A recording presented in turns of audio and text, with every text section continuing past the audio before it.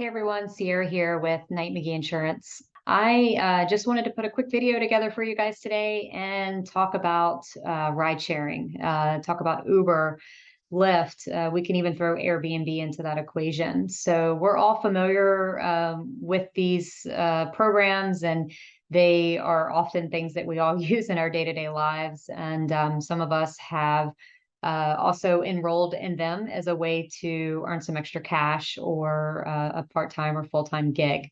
And that's great. But what I do want to encourage everyone to do is if you are looking to be employed by, one of these providers, Lyft, Uber, Airbnb, the grocery delivery service, I'm drawing a blank on the name of that. But if you are working with one of these providers, it's so important that you talk to your insurance agent.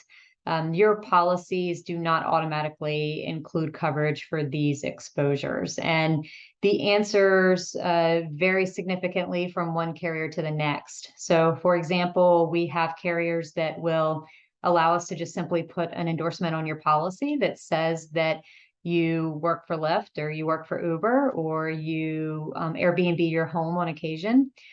We have some carriers that state if you participate with any of those, they will not insure you altogether.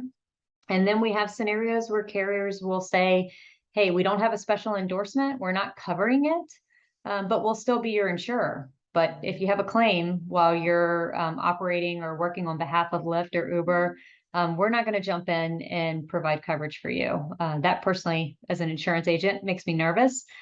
So again, if you're a client of ours, or anyone for that matter, and you're working with one of these organizations, we want to review your policies and make sure that there is an endorsement and there are protections for you in place. And I'll just give you a quick example.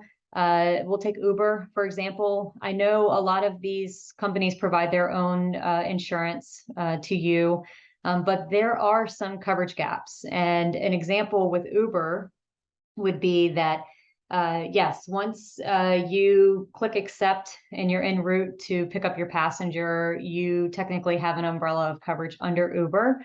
Me personally, I would still like to know that my policy, my personal automobile policy, is following me as well. But yes, Uber does provide some umbrella or of coverage to you when you have accepted a ride and are transporting that passenger. But let's back up and say you are just riding around town, you have the app on, and you haven't accepted a ride. During that window of time, you are not covered by Uber, and you are not covered by your insurance unless you have had a conversation with your insurance provider and ensured that you have an endorsement or protections for that exposure.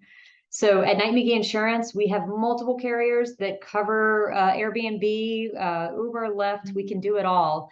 But just don't assume that it's automatically covered. Have a conversation with me or Kate or anyone else on the team, and we're happy to look at your policy and go over it with you to ensure that there are no coverage gaps and you are not putting yourself at risk to have a future claim denied. Thank you.